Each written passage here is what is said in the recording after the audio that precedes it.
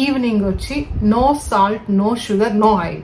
Okay, tip తెలిసిపోయిందని video skip చేసేయద్దండి. నేను చెప్తాను అంటే ఆయిల్, సాల్ట్, షుగర్ లేకుండా ఎలా తినాలి, వెయిట్ ఎలా రెడ్యూస్ అవుతారు, అవి లేకుండా ఎట్లా తింటారు మార్నింగ్ నైట్ అనేసి అలా వరి అవ్వద్దండి.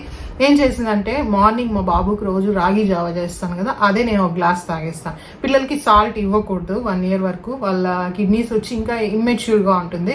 సో 1 year వరకు సాల్ట్ అస్సలు ఇవ్వకూడదు అనమాట. సో మా బాబుకి ఇస్తూ ఉంటాను, తనకి సాల్ట్ లేదు, షుగర్ లేదు, ఆయిల్ లేదు, నేనే అది ఒక గ్లాస్ తాగేస్తాను అనమాట మార్నింగ్. దానికంటే ముందు ఏంటంటే నేను ఎప్పుడు చూపిస్తుంటాను, మన సబ్స్క్రైబర్స్ బాగా తెలుసు, ఇన్ఫ్యూజ్డ్ వాటర్ తాగుతూ ఉన్నాను.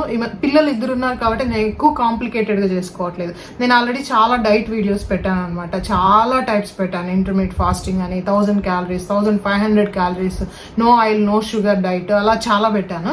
ఇది నేను అన్ఎక్స్పెక్టెడ్ గా ఫాలో అయింది, చాలా మంచి రిజల్ట్స్ ఉన్నింది. నా స్కిన్ లో చాలా చేంజెస్ కనిపించింది.